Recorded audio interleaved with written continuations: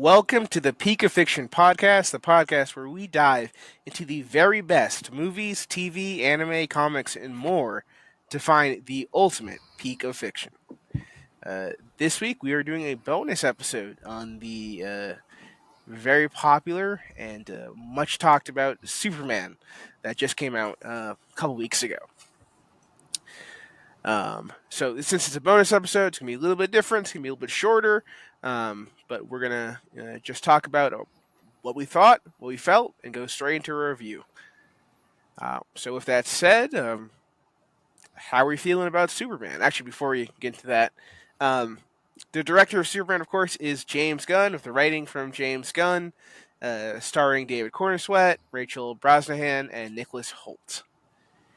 All right, so we're gonna do a roundtable discussion. I'll start with you, the Superman super fan, Beto.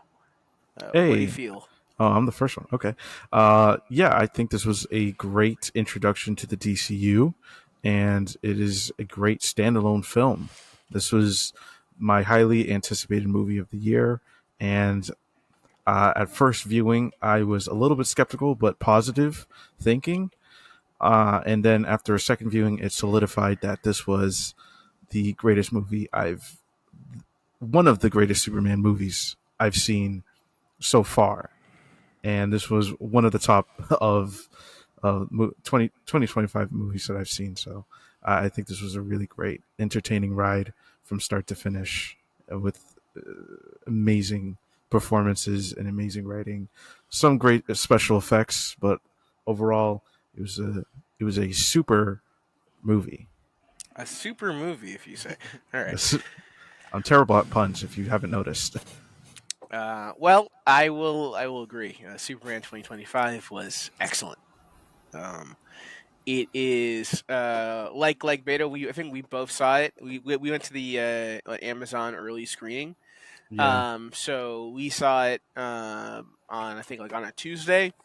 And the first time, I will admit, I was like nervous going into it, right? About what was happening, and I liked it, but like I felt a little like disoriented. Like I didn't like it wasn't solid in my brain yet. But when I saw it again that Friday, like everything clicked, and I think knowing all the plot details and being aware of everything that was going to happen, um, it just enhanced the experience so much. It just made everything better. Like it shot up like a whole star on my review, pretty much just from that second viewing, and it turned like it's a really fantastic film. I mean, it's the perfect Superman for this generation, really any generation, but specifically for the cynicism that we experience in this world. I think this is the perfect Superman for that. Super old time. Yeah, yeah.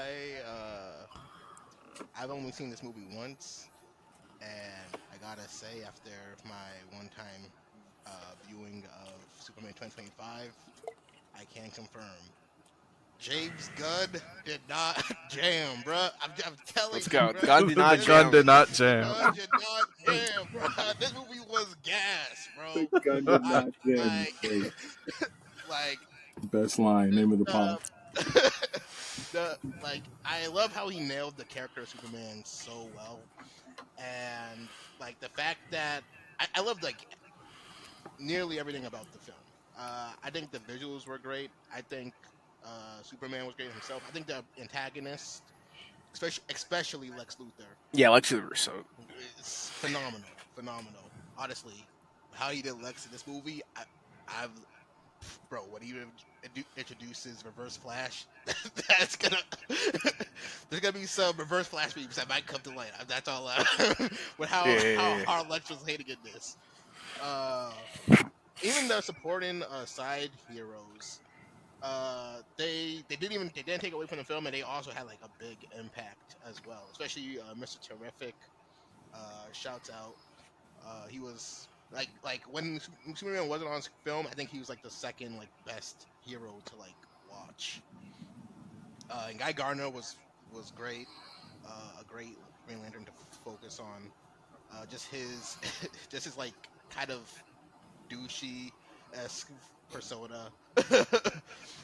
It just everything he did had me like dying, bro. And I can't forget Crypto. You know what I mean? Like he's my dog for real. You feel me?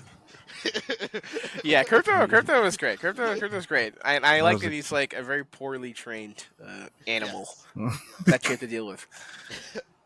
But yeah, like we'll get into a bit more. But like, yeah, this movie was phenomenal for me, especially because like I like Superman. I like Superman, right?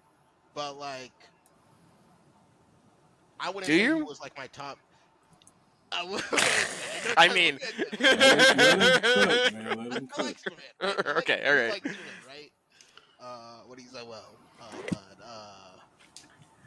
f- but like I gotta say, yeah, I gotta but yeah, I do like Superman, but like he was never like one of my like top heroes I'd be looking for.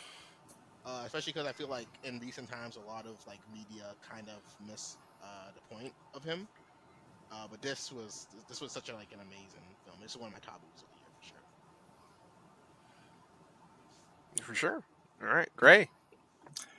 Oh man. Oh man. I have a lot of thoughts about Superman 2025. Um, I I thought back on my first experience in the movies with Superman through Superman Returns.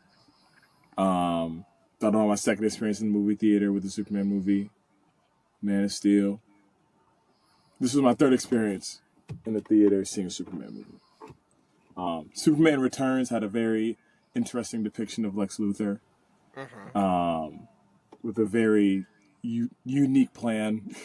I'll call it a unique plan. Yeah, to make land in the middle Yeah, of the to ocean out of kryptonite. It was a good plan. Solid. Yeah, solid, right? Yeah. or like I'm gonna make rock that you can't Big grow anything rock on. that nothing can I'm gonna survive on. sell it. I'm gonna sell Just it. add, but here we go, right? Superman Returns had an angry but unintelligent iteration of Lex Luthor, right? Man of Steel led into a villain that was there to force darkness out of Superman's character, and to an extent succeeded in doing so, which is ironic. Um, Shout out to the Snyderverse, and his well, hold on. Edge Lord Snyder. Just really really hammered in this idea of like even Superman can do bad things. I was like, all right, like all And right, I would say with Snyder, I think Snyder's vision fundamentally believes that like Superman is incompatible with the modern day. yeah, Like that's his viewpoint. It's like actually Superman is straight up as fundamentally as a character, he's incompatible with who we are yeah, today, yeah. which Yeah. is of course the He opposite he of what must this movie commit says. murder to fit Yeah, in with modern, like crazy, insane levels of cynicism from Man of Steel. Um, but but I did enjoy elements of Man of Steel, and up to that point, it had been the most polished depiction of Spider-Man I had seen. And the villain was truly sinister, as opposed to Lex Luthor's very bizarre plans in Superman Returns. So this is my third time, right? This is my third go round, and I'm gonna say it up front. I'm gonna say it up front, just so everyone's clear on all the pod listeners. I love a good villain. I do. I do. I'm a villain apologist, and I won't. I have no shame in my game. Speak your truth, man. This is my truth. Avengers Endgame was one of my favorite Marvel films, purely because Thanos wins, and the way he wins was so fulfilling for me as a villain fan. So, um, I came into this movie with, I guess I should count Marvel Superman versus Batman: Dawn of Justice as a movie as Oh yeah, well, in the film of Superman. That depiction of Lex Luthor was painful. That was he was it painful. was bad. because he was the Riddler. Yeah, it was bad, man. It's uncomfortable. Uh, Didn't feel good. Didn't feel good to watch. I feel Only went bald on the end scene. Like, it's a lot of weird stuff that they did for Batman versus Superman: Dawn of Justice, which was disappointing for me as a fan of villains because there was a lot of opportunity there for them to do a lot of interesting things, and they just fell flat. Right. Um, this movie, I feel like, finally gave us the one of the best live action depictions of Lex. In my opinion, the still the greatest depiction of Lex Luthor that I've seen in media is in some of the animated film content. But neither here nor there. This particular depiction of Lex Luthor in the live action films is one of my favorite. Phenomenal lines. There's this incredible scene towards the end of the film where Lex Luthor bears his ideology and his mentality and his thought process for the audience to see how human he is, even though he gives off the impression for so much of the film of being so much more than a man. There's this scene towards the end of the film where we get to see essentially his vices, so to speak, his emotional vices, bore fruit, and we also get to see how he uses it as fuel, right? And it is insane, like, insane. And he's just talking. He's just talking to Superman, and I was like, "This is really good. This is really good writing, really good script writing, and the way and the acting and it just like phenomenal."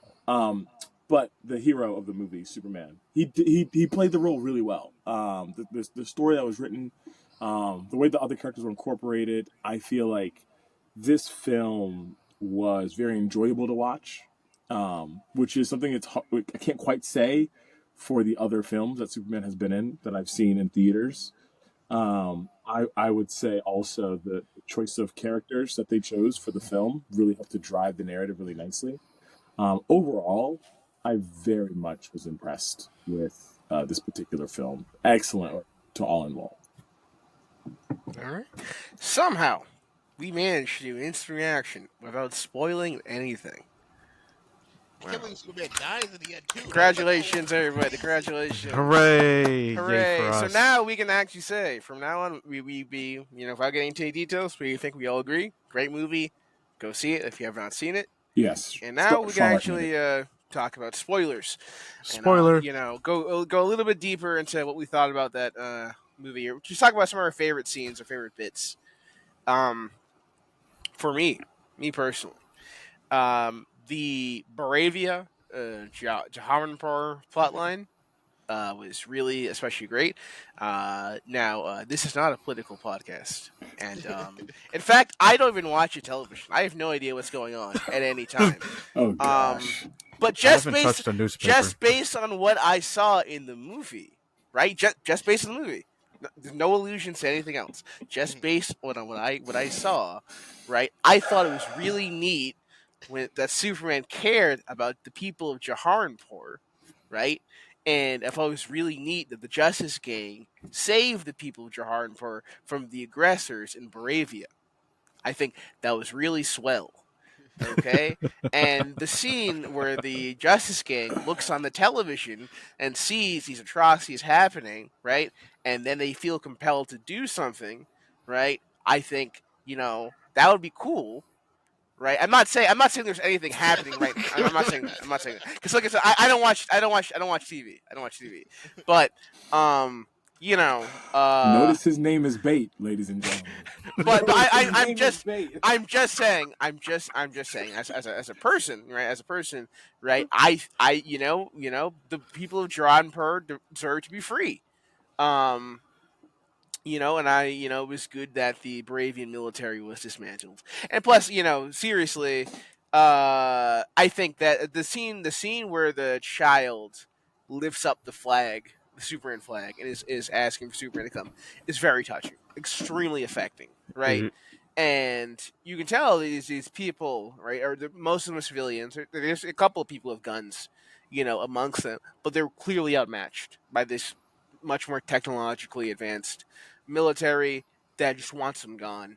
And like just seeing that, and then the fact that what it's Superman's example motivates the Justice King, right? And they see this stuff happening, and instead of looking the other way, because each of them kind of have their thing of like, well, this doesn't involve me, right?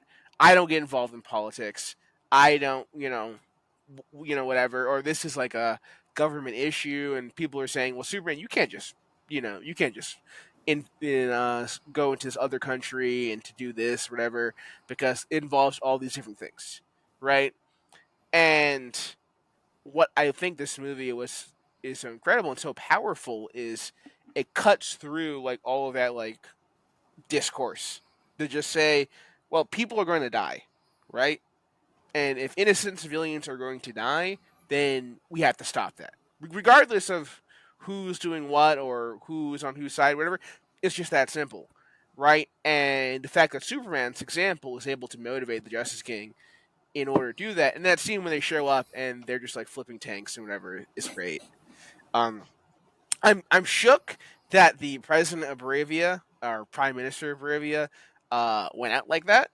Uh, So and sad. but it's a good thing that, like as James Gunn said, there's no allusions to anything that This is could be happening. this is just It's purely fictional. coincidental. Yeah, Coincidental. it's a coincidental story about a fictional nation, right? Yeah. And something happened to the leader of that fictional nation, but it has no bearing on anything. Like So, I said, like, I haven't I haven't turned on television in so long. I don't. I have. Yeah, we're kind of non-online. We Not touch online. grass. Yeah, we touch grass Yeah. a lot. So who knows? But that being said, I think that was a very emotionally touching moment, and it was very brave move from James Gunn. I shouldn't be surprised because James Gunn is always putting this stuff in his movies. If you watch the Suicide Squad, there's an entire plot line See, this is about, that's where nobody. about the U.S. is government intervention in South America. If you watch Blue Beetle, right, which I think he was also involved with, there's an entire plot line about the School of the Americas, which is a crazy deep pull. So like I don't know, James Gunn's operating on a higher level with Yeah, much more James Gunn. bravery Yeah, than he any does that. Marvel movie. It's and especially crazy that in the Suicide Squad, no one made an uproar about that because half of the internet was not full of babies. I'm going to say that right now. Mm, Half the internet was not full of babies, so they couldn't watch the Suicide Squad, so they didn't understand it until true. Superman came out, and now they understand it a little bit. I give the internet the people of the internet a few more years until they're like 21, and they finally watch the Suicide Squad and realize, oh, James Gunn already had it in him. He's Gunn's operating on a whole other level. But yeah, like I said, that But we appreciate our younger uh, listeners. I just want to make that clear that for our younger well, listeners that are if you're age listening, 13, if you're listening to this 16. podcast, it's because you're clearly more intelligent, and your IQ is higher than your friends in the same age bracket. Let's just make that clear. Then. Let's make that all right. Just airing it out. We're not ageist here, okay? Yeah. We love the kids. All right. We love our listeners. Yay, you. That's it. Good job to you. All right. Favorite scene. It's oh. Yeah, there's a lot of good things in here that really stuck out to me. I really want to touch on the Lex Luthor speech he had. Yeah. So good. So Where Superman versus Ultraman, and like Ultraman is mixing up. And by the way, like we're in spoiler territory, right? Yeah. So, Spoiler territory is here. Drop it. all right. So like Ultraman's whole thing is like he's the perfect counter to like Superman, because like every move that Superman has, seems to have like a counter of his own. But like all these counters that Ultraman is doing is stuff that like Lex has like studied. This is how much he hates this man. I think that's the best part. That's the best part of Ultraman. Bro. His moves he studied. Everything in your bag, bro. Because like Ultraman on his own is not like that great. Like he's strong, but Yeah, he's no. actually he can't fight that well. He can't fight that well in comparison. He's just brute strength, right? And Superman's able to beat him actually, fairly simply. But it's literally because Lex is such a hater, and he knows all this stuff. And I do like the setup that Lex has with all his like The his tech, drones. Oh yeah, yeah, his drones and his tech minions, who are all operating like computers as he's shouting out commands. Um, but yeah, that speech is great when he's especially when he's like, when people compare me to Galileo or Einstein, I throw off a little bit. yeah, yeah. So tough. Yeah. And like it's a really deep calm relationship. I can't think of the exact quote off the top of my head, but I'm trying to get a good cut from this film because it's still in theaters. But like when he pretty much tells Superman, "Man, I didn't like I'm not stopping you to help the war in Arabia or whatever, right? I started that war to end you." Yeah, And that's just like, oh, bro, are we serious? yeah. And then the famous like 1A, and he's Hey, looking yeah, over him, and he's like 1A, and each 1A is a punch to the face. And the fact that Mhm. like I want to like touch upon that a bit, like the fact that 1A, the move for that is just a punch in the face, and that's the first move Lex thought first of. move. Yeah. The first move is him punching Superman in the face. Valid. Like, like, Yeah. bruh, I aspire to be the level of a hater as Lex Luthor. I like, like you told me I wasn't hated hard enough. I really gotta get back in the lab. You feel me? Mm. But like We that can was only that, hope. that was yeah. I was nearly getting hyped with Lex as he was doing that, and I was rooting for Superman. But yeah, no, that was definitely like a scene that stuck out to me. Like one of the big, I think every scene or almost every scene, if not every scene in this Lex is in this film is he just steals it, right? But like that was like the best one for me for sure.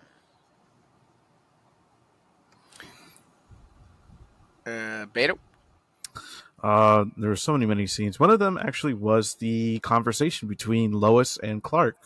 I think that was like a very uh, was a really great and funny scene um, just to show the contrast between Lois and Lois Lane and Clark, just how different they are, and what uh what just Clark really believes in, how he believes in everybody, and how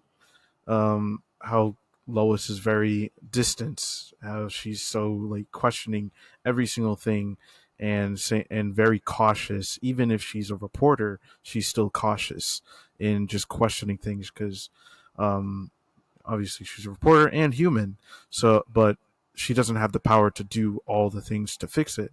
But even if she does, she still wants to question things. But they're so two different kinds of people. So that was like one of my favorite parts. I think the other one when after Crypto was kidnapped and she Hmm. had and Lois and Clark were having that conversation where it was just a little friendly banter from there, and it was a really nice. That was a really very funny scene. Even from the background, you're seeing the Justice Gang just beating up the Imp, and Yeah. it just feels like a huge comic book right there. Just like yeah, that happens, and that was just a great banter right there, including the line is like maybe that's the new punk rock. I was like oh this is this is really nice. This is really sweet, and the third, there's so many scenes, but the very, very important scene to me was the Jonathan Kent with Clark, just them having that huge conversation right there. I can see it from like the actor. He was like his eyes was like shaking, and I feel like he wanted to cry even while he's saying these lines, and he was about to cry as well. But I was like, I felt that like deep inside. I was like, this is a very emotional scene, and it was just filled with emotions. I was like, these little human moments really impacted the film a lot, and those were like my favorite scenes there. For sure, for sure. Great. It's your moment. All right, so I don't want to just mirror. what's already been shared, but I want to note something for the listeners. You might have noticed that no one has talked at all about fights. They mentioned their favorite scenes. It's true, yeah. That is You, very you, true. you may have noticed that. You may be wondering, why is an action movie and people that are critiquing an action movie, why are they not talking about the fights? And the reason is that this script is so Yeah, it turns out this script it is turns out you can actually have more than hype moments in aura. Exactly. As it turns out, I mean, I don't know if Zack Oh. Snyder got that, but you're a man can't live on aura alone. No, he cannot. dude, Man eats substances. dude, this is like the fights are there. There are amazing fights throughout the film. Of Notice no course. one has mentioned them yet because what stands out to most viewers of this film are these really interesting interactions or these really emotional moments that mirror real life situations, right? Whether they mirror, as Bate mentioned, real life wartime situations, or as Supo mentioned, whether they mention real life situations with people in positions of extreme levels of power that are abusing said power. Or as Beto mentioned, interactions between two people that love each other, or interactions between a parent and their son, right? Like the things that stand out to most viewers of this film are going to be some of the moments that mirror things from your real life experiences, because Superman is a character living in a real world. Metropolis is designed to mirror so many normal elements of the real world, and even though there are metahumans throughout the series and they have incredible powers, the story was crafted in a way where you can see yourself or see situations you emotionally connect to in the characters and in the situations that they're faced with, which means that this writing was very well thought out. And I had to add that preface before I share a scene, because a lot of my favorite scenes have already been taken, and I'm not going to repeat scenes that have already been mentioned. But I will share a scene that I thought that was impressive. I will share a scene I thought that was impressive. And that was the scene of Mr. Terrific and Lois Oh Lane my Yes. goodness. Yeah. inside of Lex Luthor's camp. That was Now, amazing. I, I gotta preface this. When I saw the actor, now I didn't watch a ton of promo. When I saw the actor was selected for Mr. Terrific's role, I said, you know what? Where have I seen him before? Mm. I've seen him in another movie, another superhero movie. I just can't seem to place.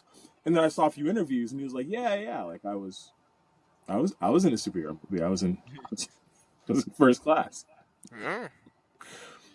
and he portrayed a mutant whose sole power was that he cannot die. Mm-hmm. He is his sole power, his only ability. He's the black character, right? It's Mm. weird to say, like he's the black character in this film. X-Men film. We're like, oh my god, it's gonna be incredible. His power is amazing. His power actually was amazing. Like he would find himself in extremely challenging situations, and he would just live through things. Meaning that he would be an incredible character, almost like an incredibly powerful mutant that would probably be an incredibly impactful figure in the X-Men storyline. Like, it was like, oh my gosh, this is awesome. And they killed him. Killed Yep. him. Yeah. They And killed as him. it turns out, his one weakness was just a little extra energy. Yeah. As it turns out, actually, he could evolve past anything except a slightly more powerful ball of energy. Yeah. Then that was it. That was it. He was Put cooked. put into his mouth, right? From the inside out. He got cooked, Uh-huh. literally from the inside. Horrible, horrible scene, right? And to be candid, speaking as a black man, right? For a lot of black men that watched that movie, it did feel like, speaking candidly, it felt like a slap in the face. Yeah. It felt like they were saying, even if you think you can't die, watch this type of energy. And then And you You know, this is real life moments we're mimicking, right? You fast forward to like all the horrible things that have happened within the black community within the past, I'll say 5 or 6 years, right? A lot of It's tragedy. been not ideal. Not ideal to say the least, right? No, not Not really. ideal No. to say the least. So this is like heavy, right? But this actor was told, apparently, that he was going to be able to come back in a later X-Men storyline. Like they were not going to kill off his character permanently. And as Oh, it they turns out, promised him that? I didn't hear that. he said this in interviews. He said, I was told that it was a temporary thing. It was going to happen here, and then there's going to be a way that they brought me back in the storyline later. So I signed on because I was promised that they'd bring me back. And they, in fact, did not bring him back, right? Fast forward. James Gunn is looking for his actor to portray Mr. Terrific. And he selects that same actor, man. And let me tell you, that scene in Luther's camp rivals some of the epic fight scenes from James Gunn's earlier works. Mm-hmm. It is absolutely exceptional. The Hmm. music choice, the camera work, Mm-hmm. the use of the T spheres in the scene, like that was our first time seeing Mr. Terrific snap because we saw him earlier in a fight as a member of a larger group Yeah, and he's like against sitting in a chair and like yeah just going beep beep boop boop boop. yeah So like it was different. it was different, right? Like we saw him work as a part of a group against a very physically large threat, and there were a bajillion factors at play. We're seeing him square up against just like a bunch of militiamen, single-handedly cleaning them, like easily, like comfortably, like not even stressing, just very light. Oh yeah, this is light work. Like for me, I think, and this kind of supersedes the film itself. Now we're getting into the thought process behind the person who directed the film, right? Um, there was definitely a lot of intention in who to select as the character and how much screen time that character was going to get and what that character was going to do in the film. One could say that if Mr. Terrific was not a figure in this film, a lot of things would have been very challenging to accomplish in the story. He played a very central role throughout this movie, in both Lois and for Clark. And I was really impressed with how they kind of showcased his character, how they wrote his character, even in moments where things would have been very extremely challenging for someone to figure out. He figured things out. He was extremely intelligent, and he lived from the beginning of the movie And to the end of the movie. He had a very central role, and he played it very well. I just wanted to give him James got a shout out oh for yeah, making that possible with Mr. Terrific. I thought that was phenomenal. and I would say is we had a character we've had actually black guy that does tech in the DC universe on a film before, and that was Cyborg by Ray Fisher, who I feel bad for how he got done, but like that character not that great. Not that great. He did No. not feel smart in the same way that Mister Terrific felt smart. Like he was more of like a plot device Yeah, a lot of times Right. because he had the mother box or whatever, and he could like just do whatever and leave his hands out, and it would get the technology to work. But it wasn't the same as Mister Terrific walking in and being like, I'll figure out how this works, right? And I'm gonna like hack into it, and I'm gonna be the one that does it. Like especially at the end when he shuts down the portal, yeah, and he's just like, and the guy's like, oh, sir, the thing's over. He's like, nah, I don't need you. I don't need you. God damn. Yeah, I'm gonna hack it myself, right? Because I'm like that. yeah. Yeah. He literally It's has a great. line like he's like, "Oh, Mr. Terrific." Like, Yeah, what are you talking about? And someone pointed out that he doesn't use he's intelligent, but he doesn't use like intelligent language. He doesn't say all the smart things out loud, and then someone's gonna say that line it's like, yeah, English please. No, he literally just tells you what's yeah. happening. It's Yeah, like, he's very yeah, blunt. Yeah. yeah, this is a wormhole, or this is literally not good.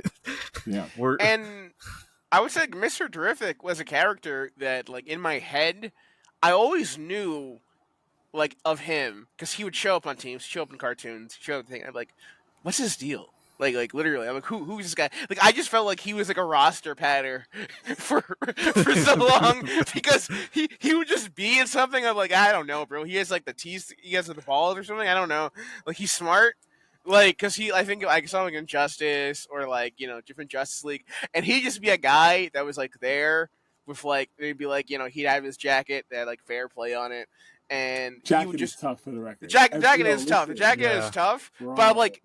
But Honestly, for so many years, Mr. Terrific cosplays in the next oh, for sure, couple for of sure, for years. sure. I mean, I might do a Mr. I mean, bro. Listen, bro. But like That. for years, every time I saw him, I was like, what does he do? In my head, I was like, what does he actually like do? How does he contribute? Because I'm like, I don't know, man. Like, Batman's smart. This character is smart. Like, I don't know, he does tech or whatever.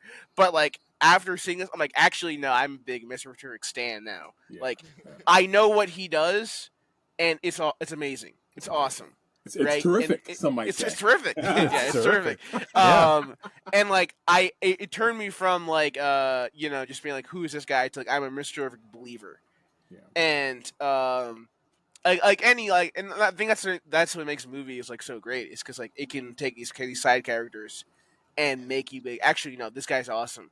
Like, I mean, Guardians of the Galaxy was all that. Guardians of the Galaxy. Now, granted, one caveat, Mr. Gunn. the Guardians of the Galaxy characters, a lot of them were wiped from their comic book version and transformed into something new.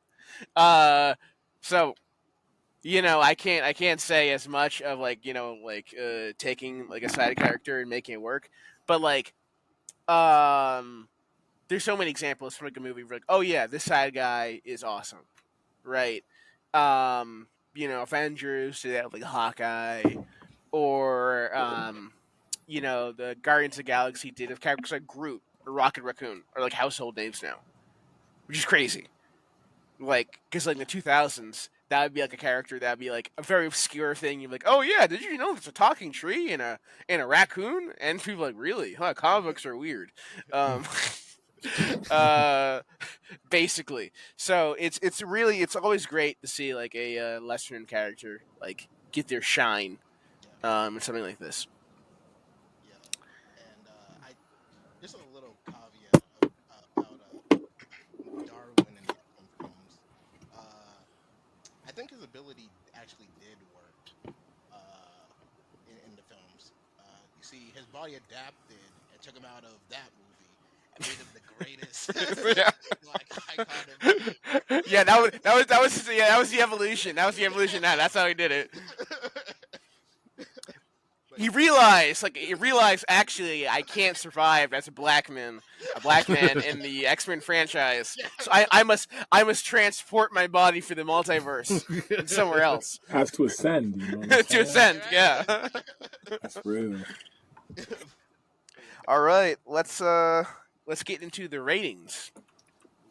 If you're not familiar with the rating system, we have a very extensive and a very well-established rating system where we do 5 stars on 5 different points. Mm-hmm. So for the first one, the first rating that we always do is in. I'm sorry, I need to get my thing. Somebody bail me out here. visuals. Visuals, thank you. All Yeah. right. So how are we gonna rate visuals? 1 through 5. Superman 2025. I'm gonna give it a 5. It was visually appealing, even if there were some marks that were not good in visual wise, but I still think it was a visually appealing and fun movie. Yeah, Yeah. when I think of the visuals, I'm also for visuals because I don't think we touched that much on it. But I also put a soundtrack along with that.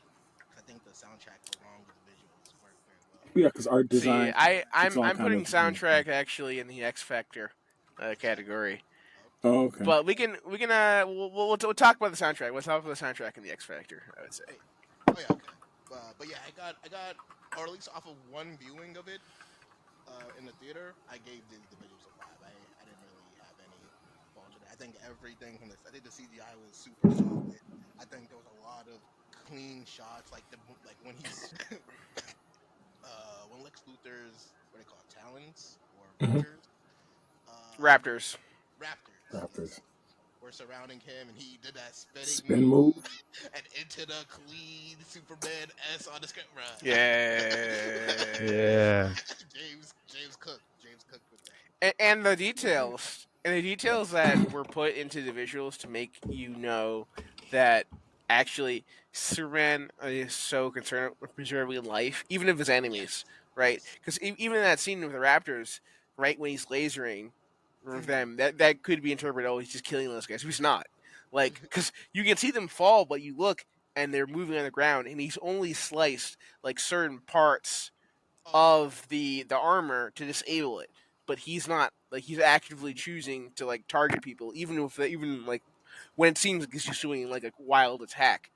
Um, and like, I mean, the pocket. We didn't even talk about the pocket universe.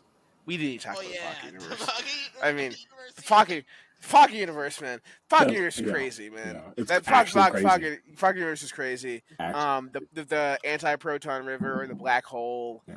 and like all that stuff, and him like fighting the black hole and like coming back to try to like protect the baby Joey and like crypto. And I mean, it's great.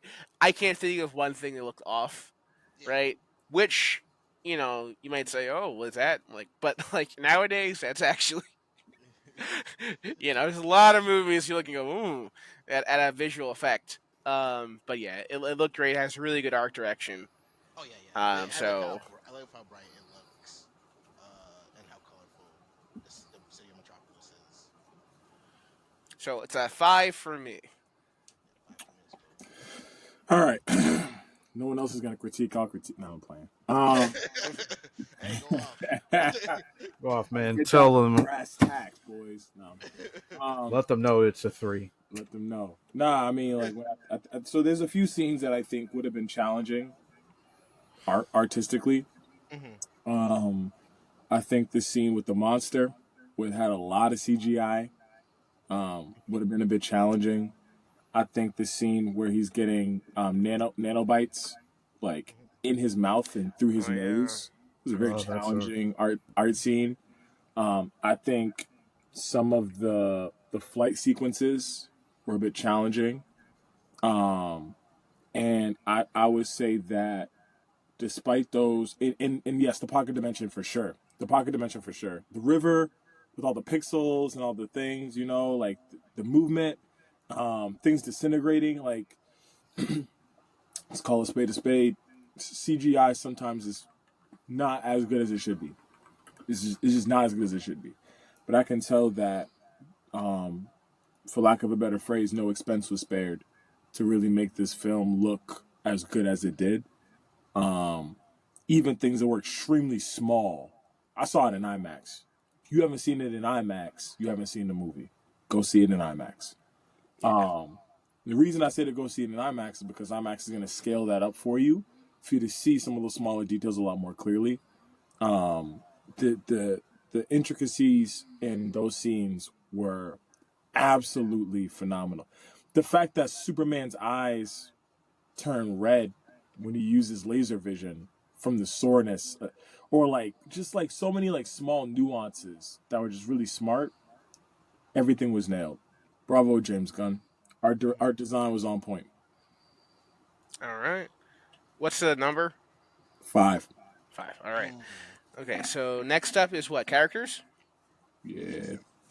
All right. So now we get a chance to talk about the characters we missed in our first initial discussion, right? Hmm. Because there's a lot of characters. Look, they're great. They're all incredible. Um, just to go over some, I'm gonna break it into like a few categories. We have Daily Planet Squad, right? Justice Gang, which you talked about. We have Lex Luthor and his minions, Mhm. right? And yeah, those are like the main. I would say the main three. Of course, like Superman himself, like Lois and the Kents. And I think they all deliver. Like every single one delivers. And there's also like Absolutely. even little scenes of the civilians and whatnot. Um, I want to talk about one person in particular actually, and that's Molly, who is a Mm. falafel vendor, and um, Yes. he when Superman goes down, right, and fighting I think the Hammer of Baravia, which is actually Ultraman, but he goes down. Molly's there and helps him out of the rebel, right? Just because like he loves Superman, he knows what he stands for, and you can tell that bond that Superman has formed with people of Metropolis. So what's very tragic is when Lex Luthor kidnaps Molly and goes to basically put him with a Russian roulette situation where he's trying to get information from Superman, and he ends up shooting Molly. It's very tragic. It's very tragic. And Molly, even a little bit of characterization, right? Molly's last things is him saying, like, Superman, don't tell him anything. Don't tell him, I don't have family, Superman. Don't tell him anything. Which I don't know that's true, right? If he doesn't have family or not. But he believed in Superman. He understood what Superman represented. And Superman had inspired him to be willing to put his life on line, right? Which ultimately he lost. And that moment, it's a very very like small detail. I guess it's on screen for a few seconds, but you can miss it.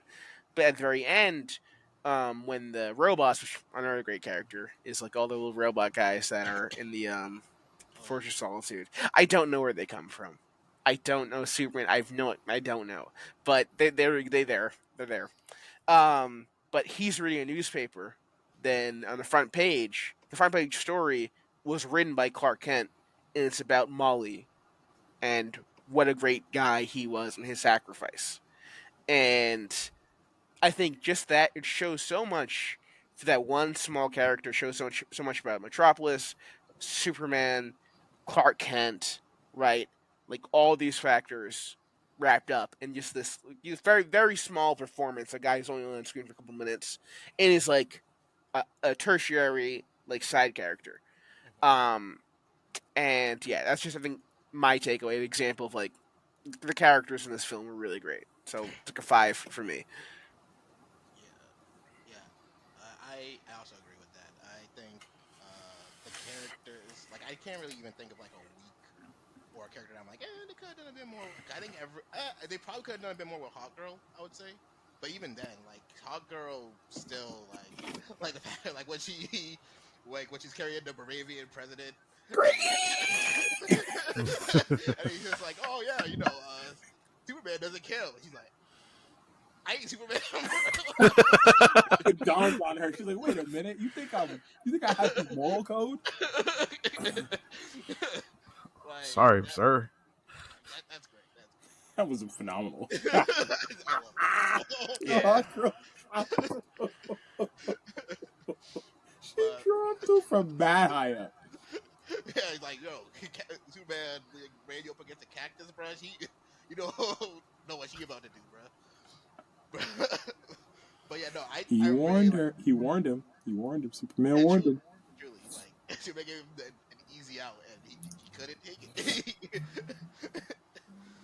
uh, but no, I really like the performances of like everyone. If I had to like say like bring up like an underrated performance, I think the whole the Kent, especially his dad's speech to Superman, where like the world's against him. And he's just like, hey, no matter what people think, you just remember that you know you're you. You know what I mean? You could keep doing good. Despite what that. Oh wait, we didn't even touch upon the recording.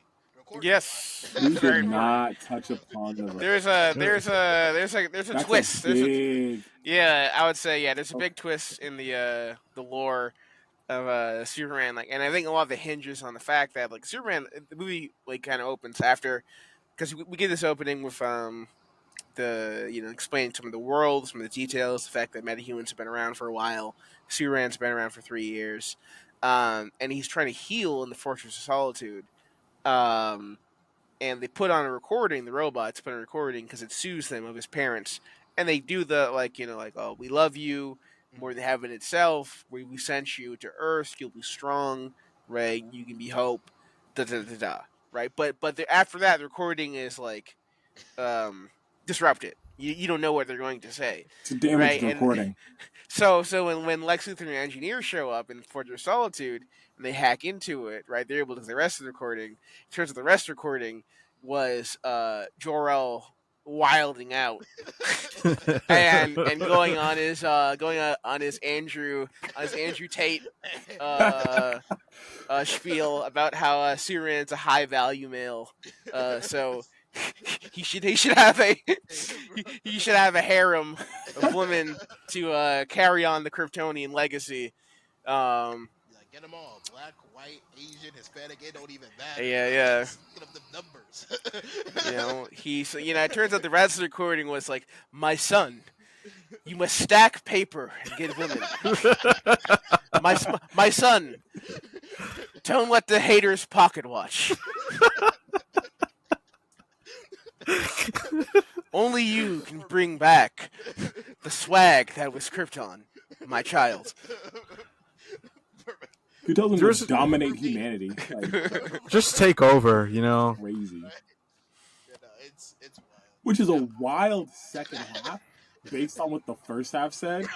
It was almost like, oh, make them love you, and then break them. I'm like, Yeah, exactly. Yeah. It was like make him love you, but if that doesn't work, if that doesn't work, you got other options. There's Plan B. Say, Kyle, who's gonna stop you? Yeah. Who's gonna stop you? That's true. Who's gonna stop you, Cal? there's no other Kryptonians that can stop this man. He's really with it. But yeah, no, seeing how even though the Kents adopted Clark, and they're more of his real parents than his actual parents. I thought that was great. So yeah, I gotta give this movie a 5. Every performance was super strong. Again, there could have been probably a couple of characters that could have had a bit more screen time, but even then, their impact on the screen was still pretty big.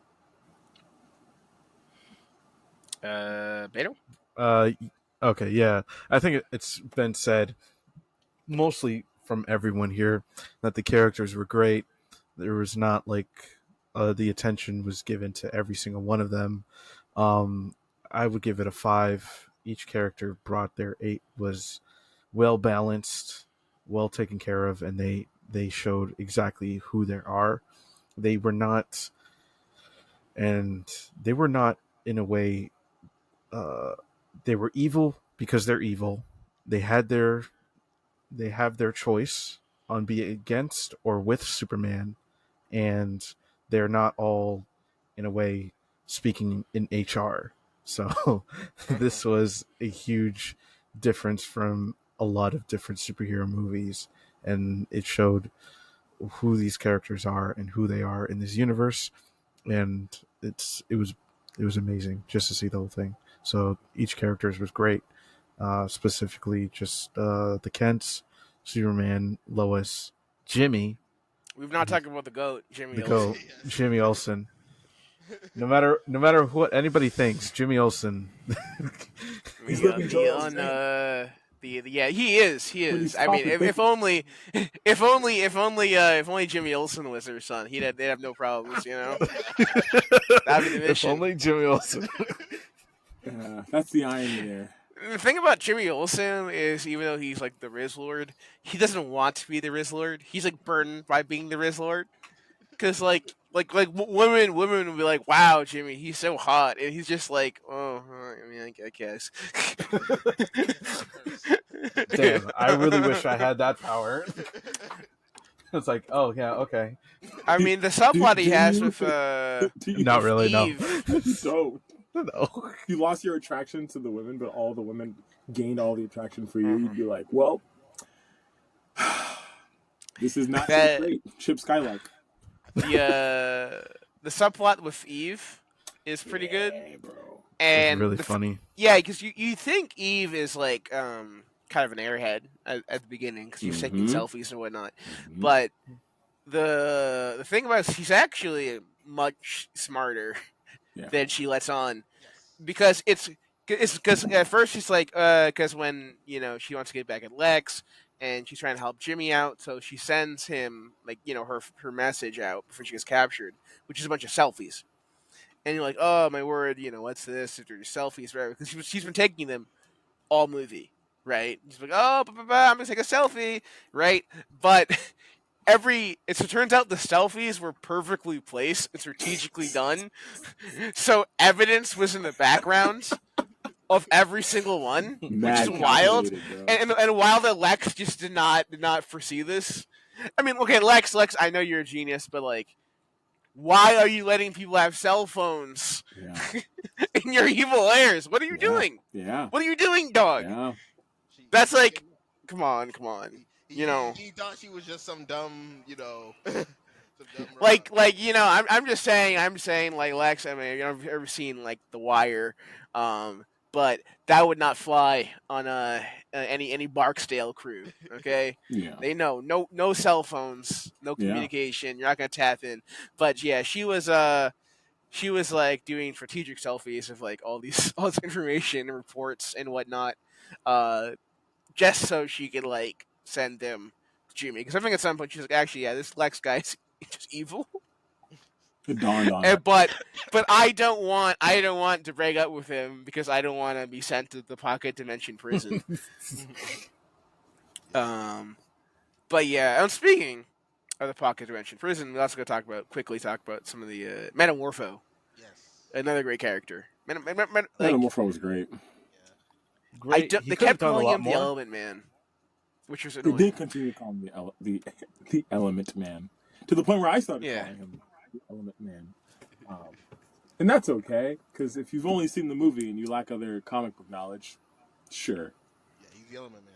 he's the Element Man. Why not? Yeah, but it's like his He's got the crisis element. of He's the faith he element. has, because Lex is using him and he's holding his like weird green sun, um, hostage, and so he makes kryptonite to keep Superman, restrained.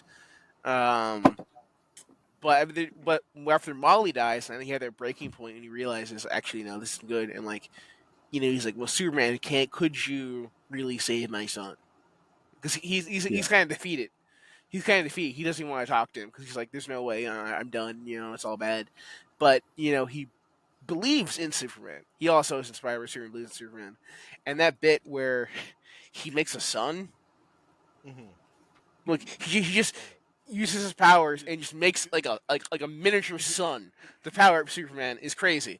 Um, and like his bits are great. Like he's a little nervous. He's a little unsure. But as the thing goes on, he gets more confident, yeah. and more heroic. Yeah. Yeah, no, Metamorpho is great. I'm shocked that the guy who held his baby across the way didn't see him just slowly. Yeah, that's negligence of duties. Like, how do you not like? Because the other people in the cells were trying to like yell like, hey, he's doing something, and like what, like the guy's like, what? Wait, what's going on over? Like, what's going on over there? And he's like, he's making a son. Like, how do you not see? There's some time he's making. Like, he's way too slow on it. He's way too slow Just on it, man. Like, one job. I don't. Hey man, he's a grunt in a cage. What do you expect? What was he? Was he on his cell phone? right.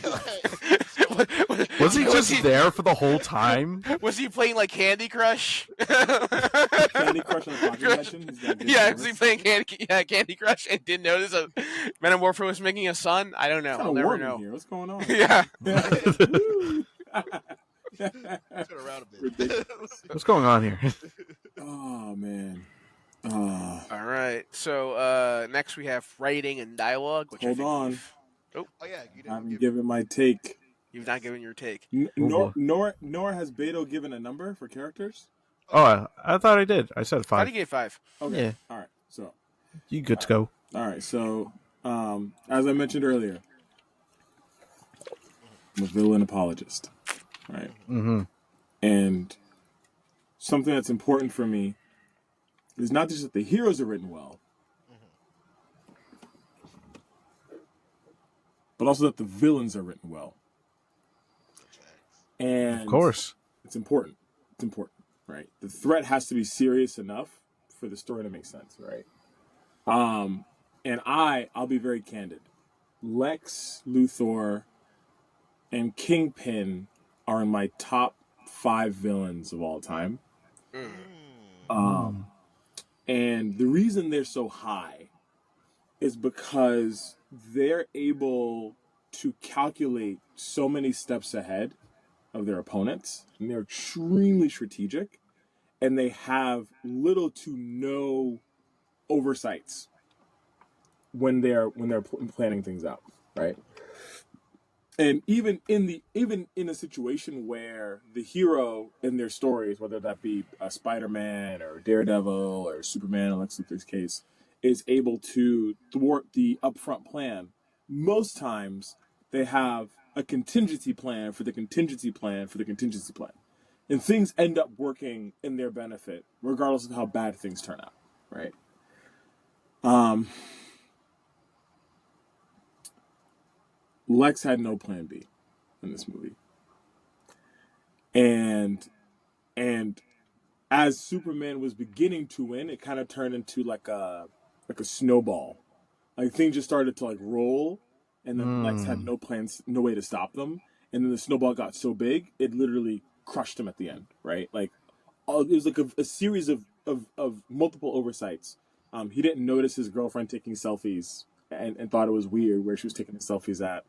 Um, he didn't set up um, like blockers in his office to prevent people from communicating out in ways that he didn't want to. Like there's like a bunch of small little oversights um, that led to an end result of him losing, right? And I felt like I was like, there's something about the way that this ended that made Lex feel kind of dumb to an extent. Like he just made a lot of misses in a weird way. For the most part, he played his role very smartly, very intelligently. Um, but those misses for me made it really tough for me. Now he's probably the smartest Lex I've seen in live action. Mm. Oh yeah. I'll put it that way. The last Lex that we saw in live action was a joke. I would rate that Lex Luthor a two. Yes.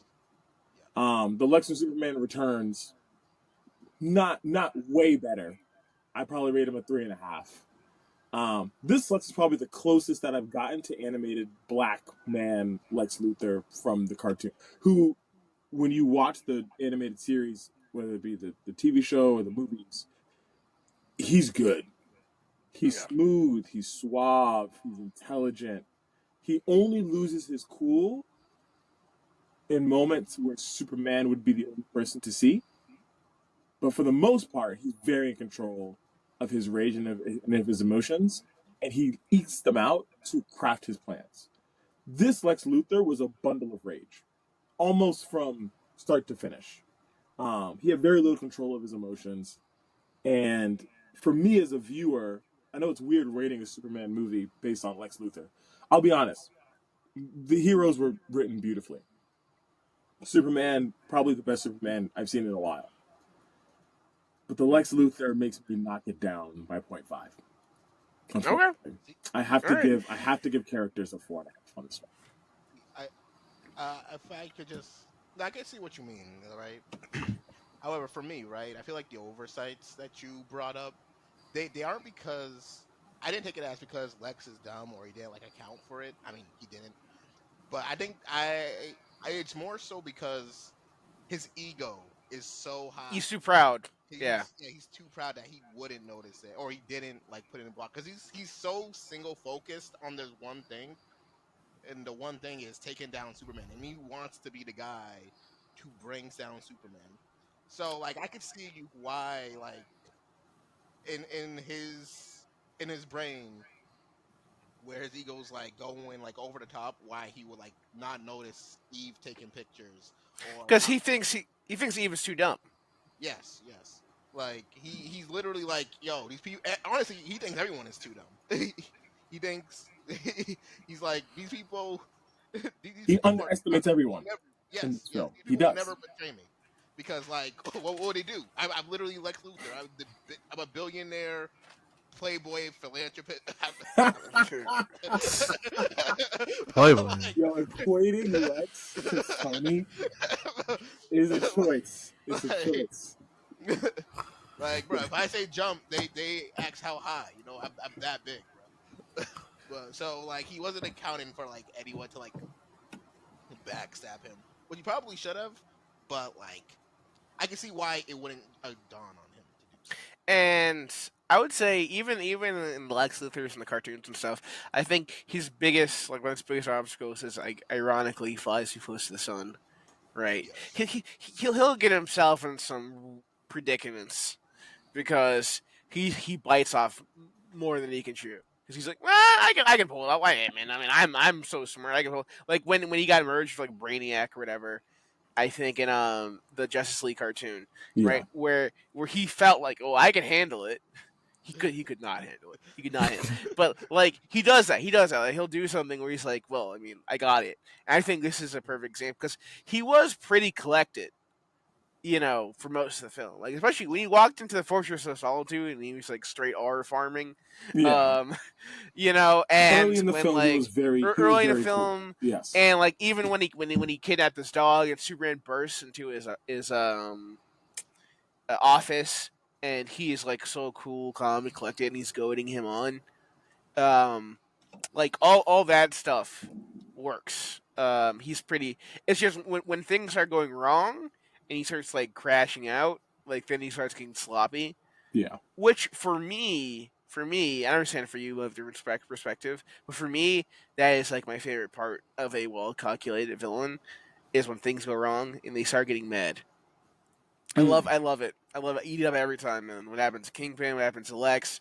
Right? What happens to like um I guess even like Walt in like Breaking Bad, right? Walter White. When like the calculated smart guy when things are like not going his way, right? And then they start wigging out. That's like, love it. I respect that perspective. I think for me, I was very much hoping for a Lex that would get away. Mm. Then he knew Uh, how to get away with it. yeah, like If not get if away things with it, fail, not get it, away with it in the sense that like he maintains his empire, but get away in the sense of the law can't touch me, Mm-hmm. and like mm, I'm gonna walk. Like I'm not even gonna get in a tank or anything as like a show that you caught me. Like I'm gonna circumvent the law in some way, shape, or form. And I know that it's challenging for them to do this because it's supposed to be a film of hope, right? I get all that stuff, right? The bad guy loses, the good guy wins. This is what we wanted to show for the story. Like it's important. It's important that we show this for the story because Lex is funding a nation to wipe out another nation in order to milk that land for resources. Whoa, sick plot, right? Whoa, this guy's doing some real dangerous stuff. He's playing in the politics game. So I understand why they had to wrap the movie that way. I get it. I get it. I didn't love it. I'll be honest. I All didn't right. Yeah, love it. by the end of the film though, like Lex does so much that like, I mean, it might Bro. get Yeah, he yeah, yeah. you open a dark hole that nearly Yeah. destroys the world, and you like it's revealed that Held it you hostage, basically. And the best part is here's the best part. Here's the best part is if this series like goes on, right? He will get out of jail. He will. He will get out of jail and he will have his company back And, somehow, and, and which ideally, I'm we would excited make about. Superman break him out. Ideally, That would yes. that would bring me a measure of solace. Oh yeah, if it's like the only person that can actually like help with this problem is It Lex. just so happens to be Lex Luthor, and yeah. Yeah, it's like something that like for like he's put it in play 18 years ago. He predicted all of these things happening. Yeah, then I'd be like, all right, bye. I like what you all have done with this. We'll see what James all Gunn right. decides to do, though. So we got your 4.5. Now let's talk about 4.5. writing and dialogue. I think we've already talked a lot about the writing and dialogue. Yeah, Like it's a 5 for me, sensibly. dude. Yeah, it's a 5 for me. yeah, 5 for me as well. Yeah, I'm sorry. This is probably some of the best writing I've seen in a Yeah. Superman movie Oh ever yeah, in my life. Bro. there's so Wait, many good should I say? scenes. No, I can't say DC movie. Can't say that. I don't know if I can put it above The Dark Knight, but it's a Yeah, really nah. good movie. Really? I I don't mean, know. they're I, very different. They're very different. I yeah, actually, I can't. It's hard. It's hard It's comparison. hard, bro. The writing in The Dark Knight, the script was very smart. So I think at this point you Christopher compare like Nolan is just like, movie to comic book movie. At that point, yeah. because I think Superman is a much better comic book movie, but you Hmm. could argue the Dark Knight could be a better movie. I'm saying argue because I need to do a second like assessment to really Yeah, no, put I them feel Yeah. you. up yeah. 1-1. I'm still on Because Superman. like when we're talking about villains, I mean Heath Ledger's Joker is still like Bro. immaculate, Immaculate, immaculate. bro. Yeah. It's a Immaculate. performance that I can't be don't know if it's ever gonna be topped. But the no. Joker isn't even like the to my in my humble opinion, he's not the greatest villain in fiction. So it's not as though they could never build something better than that. It's just that But he I think was. as of right now in film, he's the most haunting figure we've Yeah, ever that seen. was like lightning in the bottle Yeah. for real. Yeah. Heath Ledger, you know. Christopher All right, so what's your score, Beto? I'm gonna be a little bit critiquey here Okay. for writing and dialogue, albeit it is a great script. There is a little tad bit, just a tad, of exposition in the Oh, there dialogue. is. I'll say There's a that actually. tad bit exposition. You know what, I think I might have to go 4.5 actually. Yeah, Because that's you're right. Because there's a couple of moments where he says something and the line is like really weird and awkward. I yeah. think. There's one specific scene is when Lex Luthor and the I forgot her name now, the engineer. the Eve engineer. or engineer? Yeah. So they're now they're in the Fortress of Solitude, and Lex just there going saying, "Superman, he's not a man, he's an it." And he goes rambling on, ranting about how he hates Superman, and then the engineer says the most Oh yeah, exposition, unprompted. unprompted. It's already explained why the engineer is the engineer, but she goes ahead and says, "Yes, that's why I lose all my faith in humanity to help Yeah, you." Yeah, And I she was like, yeah, abandoned, so I abandoned my humanity for you. humanity. Yeah. That's why I abandoned my humanity and put nanites in my blood. Yeah. yeah, that was like, okay, we did not need that. Oh, and also there's another great. I think the other one is when Supergirl at the very end when Supergirl shows up, and he's getting in the chair, and Yeah, he's like, and like, you did not have to say all this. You did not have to say all this. But he he's did like, not. yes, because clear she's drunk, right? She's drunk, whatever. And he's like, she goes to planets with red suns because our metabolism won't let us get drunk under normal circumstances. And like, I it's think, like, you don't, and I understand maybe for like normal audiences, but yeah, I think we could just infer that she's drunk. You don't have to actually explain like the other part. you don't need to explain that she's that she's drunk. She's visually telling you from her acting. Yes, So yeah, you're But how right. does I she think get drunk, Beto? How is that possible? how's that I possible? don't understand it. Yeah, you're right. There's a couple. There's the normies. There is a couple of like weird exposition lines that happen throughout the movie where I Yeah. feel like somebody during some test screening it was like, oh, audiences don't get it, so We have we to have to explain. like spell it out. We have to Yeah, spell it out literally for them, which is unfortunate. But yeah, you're right. I think 4.5. yeah. That's my only critique of a big portion of the movie is just the exposition dialogue. Okay, not bad, not bad. All right, so we are on X Factor. What makes it unique? And it is both. I would say for me, it would be a. I'm gonna give it a 4 Mm, because it's unique in its commitment to sincerity. Right. It's actually I would say what it's doing. I would say its most unique thing is it's a comic book movie that's being like very sincere, right? But we've had comic book movies are very sincere, right? We used to make these, right? I would liken it to Spider-Man 2, actually. Tobey It's very Maguire, right? Tobey Maguire, Spider-Man 2, right? Very much in like that kind of vein.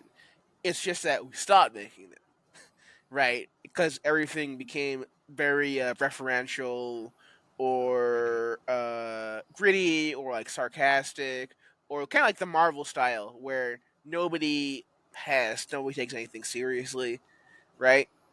It's like we lost those recipes, right? Um, so for me, Super 2025 is bringing back an old recipe Mm-hmm. that we had temporarily lost, and for what it is, that is unique.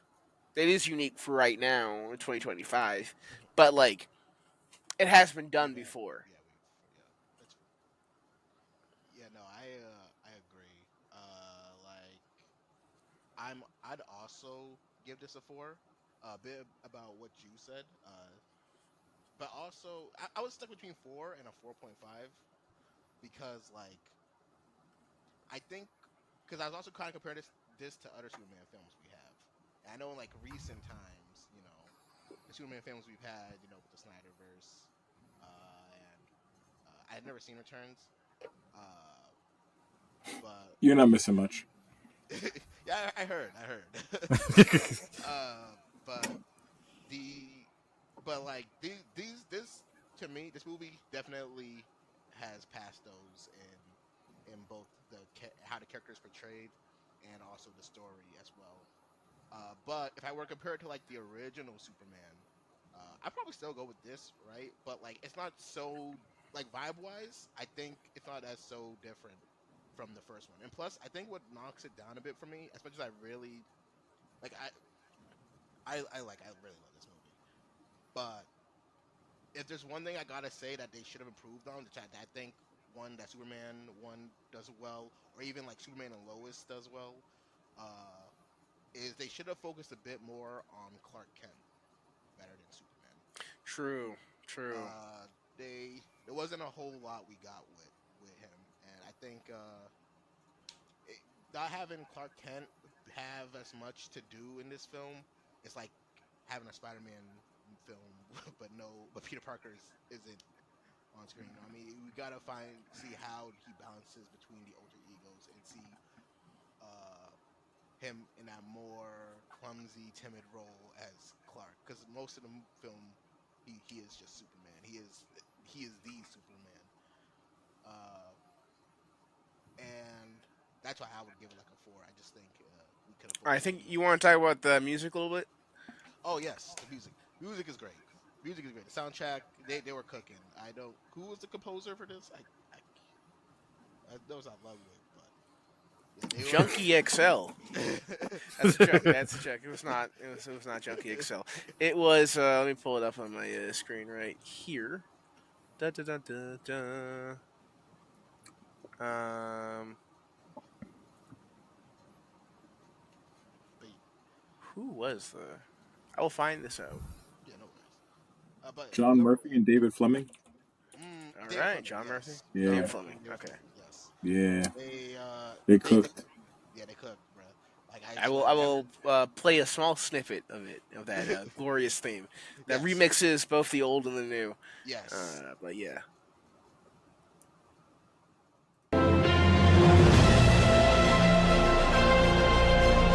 Do you feel the hope? Do you feel that hope flowing through you? Yeah, Oh man, yeah, that's crazy. That's crazy. yeah, That goes like, bro. They I've been nailed it. listening to that for a minute now. Like every time I'm feeling like down a bit, I just put that on. I'm just like, I too can be a hero. I do. truly. I too can be. You got, It's your but yeah, turn. no, right. It games, and not even just that. There's a Luther Corp theme. There's lots. Like I really enjoyed the soundtrack of this. Yeah. Honestly, Loki wonder if I should put it at 4.5, but I'll keep it as 4 for now. I'll keep it as 4 for now Mm. until final ratings. Uh, all right, Beto. I give this a huge 5. It is the new style, the way it's directed, and surprisingly, the cinematographer is the same as the Flash, which I didn't have. No, I have zero. I have hate for that movie, but the cinematography really changed, and it really sparked this. Just the way how the camera moves when Superman is flying, when he's just whatever is going on, and throughout that whole action scenes, it sparks this new. I was like, wow, he actually the cinematographer actually he had it in him, and and I found that a very beautiful film. Yeah, I would say. I mean, have you seen these screenshots of the Flash that really show its great cinematography, Pedro? Because that might change Oh your opinion. Have you seen the movie Beta the Flash? yes, I Yeah, we have. saw it. We Yeah, have yeah. seen the Flash. It's Did we see quite it terrible. together, or did we?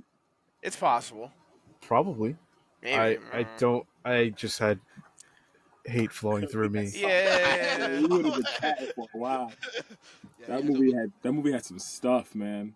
It had some. I would say the cinematography, like just how the camera during I think it was like the Batman. Michael Keaton's like trying to do his I don't know escape. Was that the escape scene or whatever was going on? On the That prison, looked yeah. yeah, whatever the direction and how the movement was, that was great. And then there was that one shot that looked like a video game just getting ready to Yeah. during the final battle. I was like, oh no, I'll oh say goodness. bonus points for this movie for bringing back 0 dead people. no, No no weird resurrection. ghosts, Yeah. Yeah, no CG husks. CGI Christopher Reeves. yeah, none of that. Mm-mm, mm-mm. They brought his actual son into the movie, so kudos for James Gunn on that. Much better, Oh, much Yeah, who did his son play? he played a reporter. Okay. That's pretty Yeah, cool. That's pretty smart. I like that. who his son is actually an actual reporter, so that's a cool tidbit right there. Oh snap! Nice. Wow, Yeah, that's What's up? a All second right, viewing needs to be done. Gray. yeah. I've only What you seen it feeling? once. So X Factor is. I like to kind of reiterate the point of this particular category. Things that make this film unique. Am I understanding that Yes. correctly? Uniqueness and how well it excels at it. Yeah. I don't know, man. The color, bro. The color grading in this movie. That's kind of nitpicky. I haven't seen a superhero movie that looked like this in a long time. I'll be honest with you. I'm not even talking just DC. I'll even go Marvel. I hadn't Mm-hmm. seen a superhero movie with this color grading in a long time. It looked very good, which led into that art and design conversation we had. Um, but I think the visuals behind the movie were really good. I like your point about no dead people, because in almost every Superman hero movie, Superman movie we've seen, I don't know, bro. What do they call it? Casualties of war. Mm-hmm. You know, what they say in Pay to Full? Hitters die every day, B. Like, I mean, like, you know what I mean? Like we've gotten a lot of So yeah, we gotten so used to it. Like desensitized. Like that's how yeah, yeah. like Where it's it a feels thing. like if something blows up, right? We're okay if we see a shot of like one of the Avengers helping someone out of the wreckage, right? We're like, wow, you did it, right? We're like we're like hey Not right? considering the charred bodies that did not get evacuated Yes, by Captain you know. America. Yeah, I hear But you, this bro. this is very much like Yeah, it's the different. importance of like life, Yeah, I right? I think would say that's just huge, bro. yeah. It's so funny reading the thing about the test audiences being like, we don't really like that squirrel scene, and like That's wild. James Gunn watching it and being like, well, I took it out and I gotta put it back. Gotta put it back. Yeah, no. It needs to be there. They did take out a scene. I read they did take out a scene of Ultraman kicking Crypto or punching Really? Crypto. Yes, that Because Yeah, there was that it there was did some not scenes test like that. well. that needed to be done because there's an audience of people, I won't say who, that would feel very strongly about any animal violence Come on, bro. Come on. I didn't say anything. I didn't say If you anything. I didn't say anything. Listen. So for the people who are listening to this in their cars or walking their dogs or anything, Yeah, like bro, PETA exists. You know, they're really passionate about what they do. You know, people got PETA stickers on their bumpers. Certain people have PETA stickers on their bumpers. so what's the color of the cloud? That's the kind of people. Those are the people where. You know, listen, bro. If you know, you know. That's all I'm saying on it. What's the color of a snow? Yeah, with you, Beta. We're not doing this. But my point is this. It's really funny though. But my point is this. They did a phenomenal job of creating a character that feels so extremely strong about protecting life, and he knocked the monster away from a building, checked in on the people behind him after, like, before knocking the monster back. When they're like, "Nah, we good, man, we fine." He's like, "All right, I'm gonna get back to this work," and he knocks the monster back in the opposite. I was like, "Ooh, I like this. This is different. This is a Superman that we have not seen in film yet. I haven't seen this Superman in a film yet. A Superman that feels so strongly about protecting all life." Well, I think that was a Donner. I think that was the original. Not Donner. Well, the director's Donner. I mean, the Christopher Reeves. Reeves was era. was So that's Reeves era was like that. was like that. You know? So admittedly, I mean that's where you get the classic like rescuing cats from trees. And I'll be candid, I love it. I love it. The scene where the dog's underneath him and he's like, "Yo, you gotta get out of here."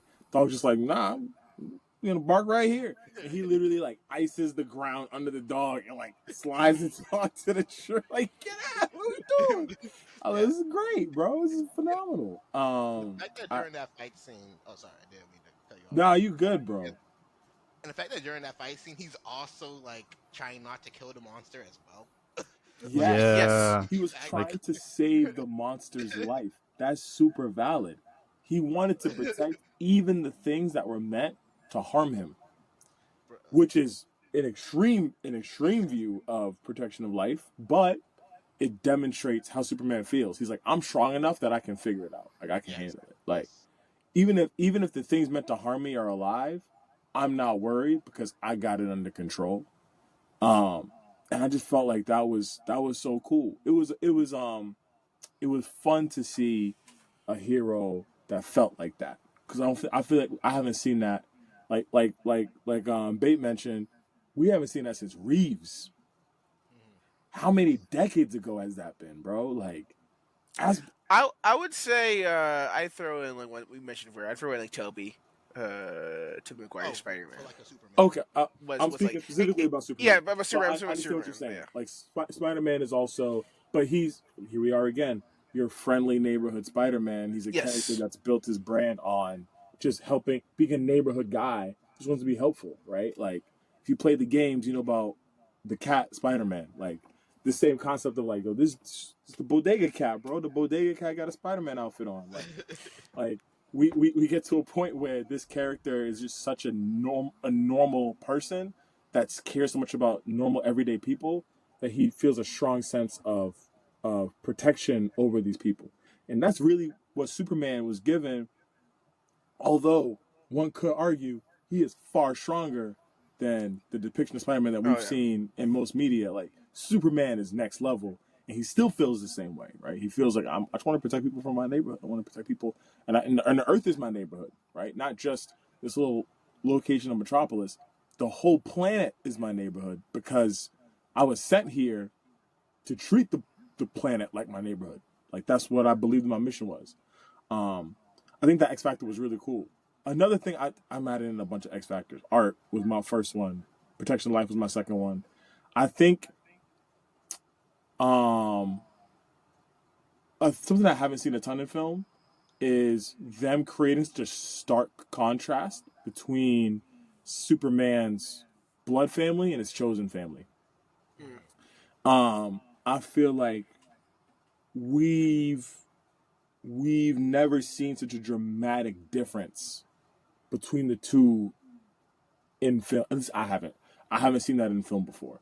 Yeah, they're usually like at worst neutral, but like Yes, usually portrayed as like benevolent to good. neutral in that spectrum. We haven't seen them say dominate humankind. Like I've never seen that before. That was next level. When I saw that and they were like, "This was not Doctor. Like, this is legit." I was like, "Uh oh, that's crazy." Like if that's how they genuinely felt when they sent him to Earth, they were like, "You're gonna become the king of this planet. Like they're all gonna worship you. They're gonna treat you like a god."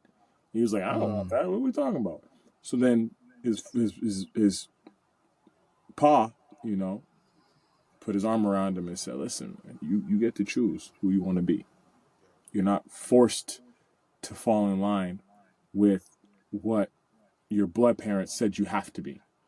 And it was beautiful. I love this scene at the end of the movie where you see the robots kind of come and say, "Oh, he likes to hear this message from his parents. Let's play it." And then it's the message. It's like the home video scenes with like him as a kid, and I was like, That's so great. "Man, y'all nailed it, man. Yeah, This and is really the last good." song is punk rocker by like Iggy Pop. Yeah, I it's so good. It's it's so so good. good, man. Like I think the X factor for this film for me was a combination of those three things. The art, like I said, color grading was bright, beautiful, energetic. It felt like a Superman movie, right? I would say the chosen family versus born family element huge, and the protection of life element something that we haven't seen in a Superman movie in a long time. I think those two really put it in a really high place for me. I'm going to give the X Factor a 5. I mean, hey, you're selling me. You're selling me. All right. So last but not least, we're gonna go into hype moments in Aura.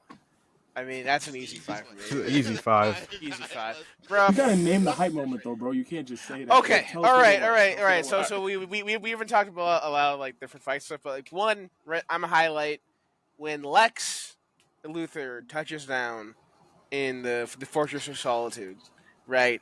His fit immaculate. I need that fit, bro. Okay, I need that. he got Eve with him and her fur coat, and he's walking down, and they're like, "How are we gonna get in?" Right? Because like we can see the thing disappeared. He's like, "I got it."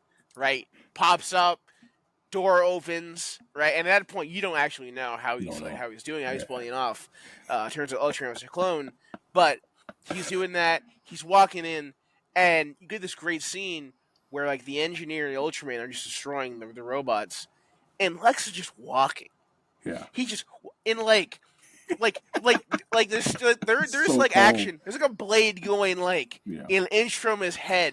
He's not even phased. He's not even phased a little bit as he walks to the thing because again he's on his mission on that grind, and like if you want like is a perfect sell on Lex as a villain Yeah. like in that thing like Yeah. you're like yep no, this guy's cool. Yeah. Like not only is he evil, not only yes this he's cool. yes. And Lex, I think in movies has been a lot of things. He's never been cool In in film. a live action movie. Yeah. That was the first depiction. Yeah. So, yeah, I would say that's my hype moment. That's why one of the main random reasons I'd give this a 5. Favorite Lex in live action for sure. Oh yeah. For me, it's a lot. It is a lot. Like I mean, you debate which one I want to break up between two, but like I gotta give the shout out to when all looks lost in I'm gonna keep calling this place Moravia. Moravia between like there's a kid with the flag and and everyone's calling for Superman. Call for their hero to save the day, and someone appears, and that person is Guy Gardner. Yes. Got it up It's for me. so That tough, Yeah. was, man. It's and so that tough, man. Yeah, man. And Uh, like, he brings man, Fury and his middle fingers taking out takes, bro. Like, oh my, he's a goat, bro. he is. Yeah. Guy Gardner just saved the image of Green Lantern for all. Sorry, Ryan Reynolds. Nothing personal. Sir. We don't hate you.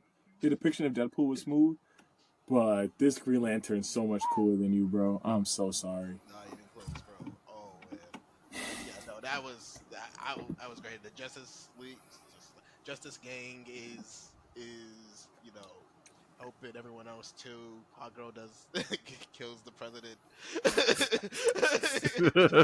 Meadow, Oh, yeah, and Allegedly. Allegedly. Metamorphose popping off. Yeah. Yeah. yeah, bro. That entire thing is great, and at the end where Who's Metamorpho? The Element Man? oh Oh, yeah, you're right. Yeah, yeah, Yellow Element. Man. I'm sorry. I'm sorry. Oops. And when all that's done at the end, where Metamorpho or Element Man is like, oh no, it's uh, where I think it was Hot Girl who said, "Oh, you thinking joining the Justice Gang?" And and then How's like, how Guy Guy. Gardner's like, "Oh yeah, no, we're not looking for any like new positions right now." And he's like, "Oh, Justice Gang, that sounds cool. You're in." That's great. That's great. Yeah. That was good. Also, Guy potentially fumbling, losing Metamorpho. That's just like that would be like one of the worst like trade fumbles of all time. Imagine you lose Metamorpho and then like Metamorpho ends up on like a different team, like the Outsiders, or the Justice Society, and you're like, dang man, I wish I got Yeah. You look at you look at the Legendary stats. fumble. Yeah, like the greatest trade fumbles in superhero history. Guy Gardner dropping Metamorpho. Like Guy Gardner's watching the television, and Metamorpho is like making a son. He's like, wait, he can do that? What can't he do? Actually. Oh, that's crazy. Yeah. But yeah, no, that's why I gotta give it a five. It's a five for me. It's All fine. right, what's your hype moment, Beto? Oh, my hype moment. Oh my gosh. I think the one that just there's two in my head now. But the first one is when um the portal, the pocket dimension is like splitting Metropolis already in half, and all the buildings are like domino effect, they're like just like falling like dominoes, and as soon as one of them is about to crash onto a highway bridge, and everybody's running away, but this one lady's car is not turning on, and at the last second, Superman is holding the building up, letting her get away in time, and he just lets the building crash, and just as soon as the dust clears, it's just him with the sun shining behind him and the lady looking back at him. The lady looking back at him with tears in her eyes, just happy to be alive. And Superman just looking at her, just like, I'm glad that she's alive. And I was just like, wow, Yeah, that's a gas. huge, that's a guess. That was a really great scene. And the other time when he's beating up Ultraman finally, and then when he just turns, oh my gosh, that was a really, Yeah. when he just, Yeah, it's just that one, pop out. that 10-second scene of just him just looking down. It's also great. I do like the visual of like Ultraman in the train, and, like in the train car, being like, no, as he gets thrown in. Please come back as Bizarro. Please. From a dark hole. We want Yeah. Bizarro. The streets We want do. Bizarro. The streets wants Oh, Bizarro. That's how we gonna get him, bro. Let's see though. Let's see. All right, Gray. What's your hype moment? There's a lot of good ones in this movie. I think y'all have mentioned quite a few. Oh man. I feel like I'm just trying to think back. I feel like the scene where Crypto is useful was a pretty big hype moment. Yes. And it's even further solidified by Lex Luthor shouting to Superman that brain beats brawn. Which is ironically, it's one of the things about Lex that I love so much is that he's so unapologetic about how he feels about superiority of intelligence over strength. And then he ends up in some depictions building a suit that would give him the strength to be on par with Superman in order to be like, now I've got it all. But I digress. Right after that scene, Superman kind of chuckles. He's like, you know what? Yeah, that's a thought. He calls his dog. He just whistles. Crypto shows up. He's like, fetch. Just like starts destroying the pot. And while the cameras are getting destroyed, and his team's like scrambling, like, oh my god, another one went down. Like Superman is absolutely walloping. Yeah. She's absolutely just like, And that leads to like, especially at the end when Superman finally gets back up to Lex, and Lex, and this moment, Lex is so mad. yeah, He's so mad. He's so distraught. He's crying. yeah, He's crying like at how angry he is. He has feelings that he lost like this, because right before he tries to make a run for the portal for getting stopped. And the thing about it is, like, Superman is not even trying to do anything to him. He's just doing his big speech about why he's human and hope, and he's fuming, right? And he starts talking smack, and then he gets just torn up by Crypto. yeah. Crypto starts mollywopping him. Crypto started in the movie as an annoyance, in my opinion, and ended up as a hero in some respects. Came in handy. Came in handy for good old soups. Absolutely. I also did like the small. I know some people hated it. I did not hate his reference of like, he's alone. Like, he's not actually my dog. And they were like, he's not your dog. Like, whose dog is he? Like, what? What do you mean by that? And then we get like that end scene. Yeah, the payoff was good. Yeah. I'm just gonna say, as a comic book reader, I was like, oh, now I get what the setup was, because I kind of read the comics. I'm sorry. Yeah, and I like it. It's fine. Yeah. Because since it's not his dog, it does make sense. Because like, think about how like straight-laced Superman is, and how like he's very like everything he's doing is very like by the book. Why is his dog not behaved? And it's like, it's not his dog. You're like, oh, well, whose dog is it? It's the drunkard's dog. Yeah, it kind of puts a scene more into perspective when he barges into Lex's office, be like, "Where's the dog?" Because it's just like, it's not his dog, bro. just like, he's not. I mean, he is worried about Crypto, right? But I also believe he's worried about what would happen if Kara Super. Yeah.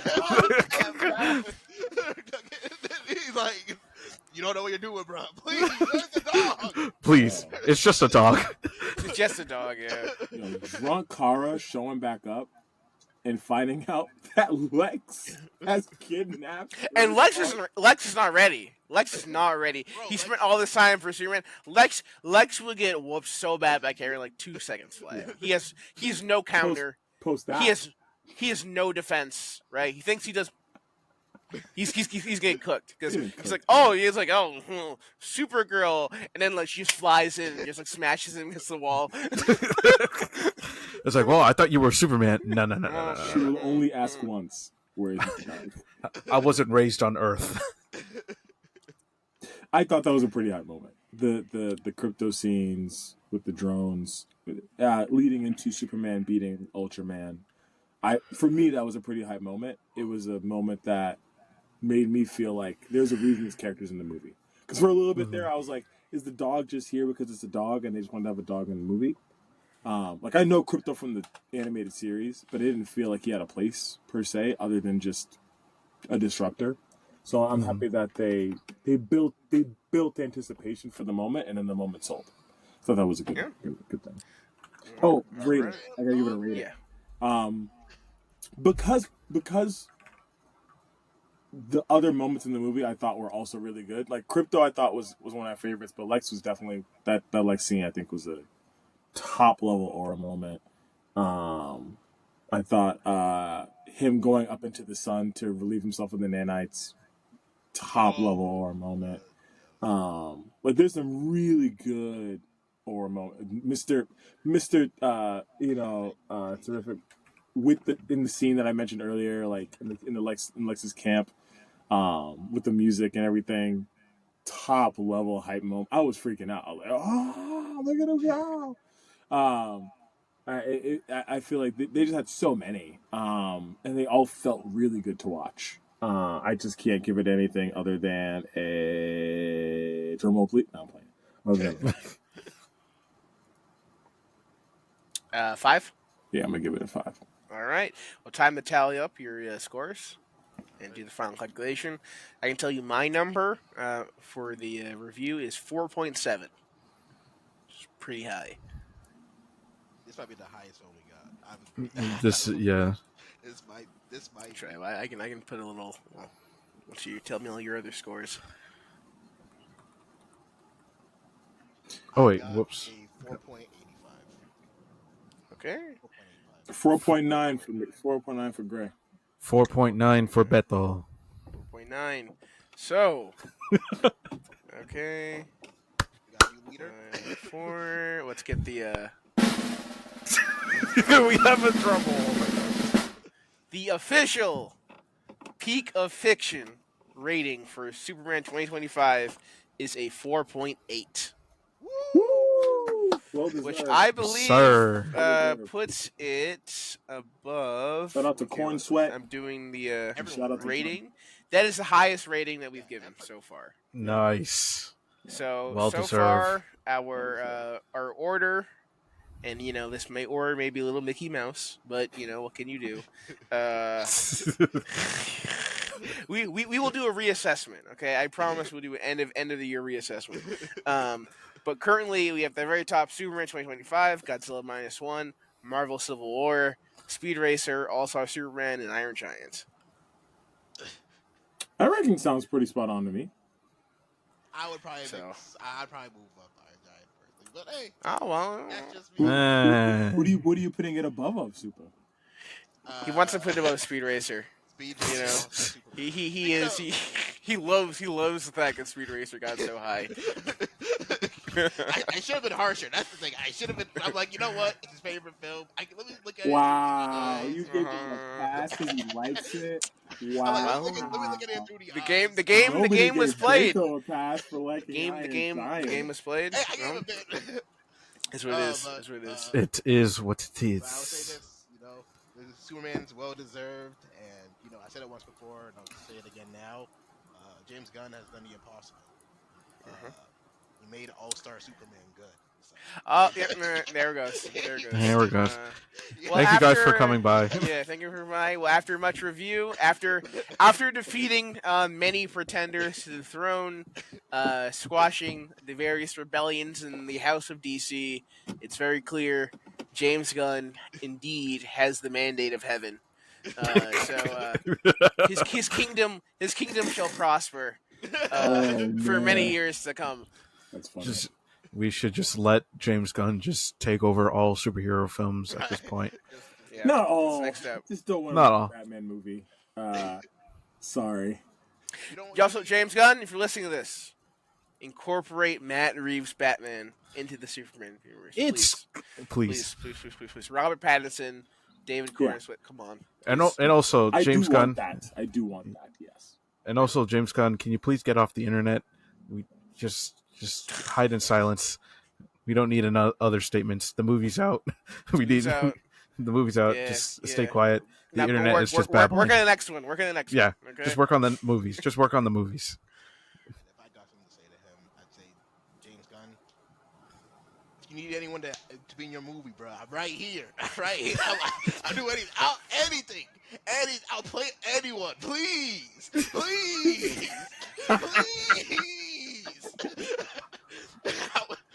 I'm saying please. Top color. Sorry, the best I can do is 6-pack.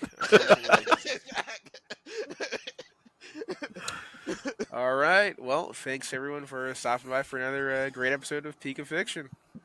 Oh, this is a great one. See you all next time. Thank you for joining us. Drive safe. Peace.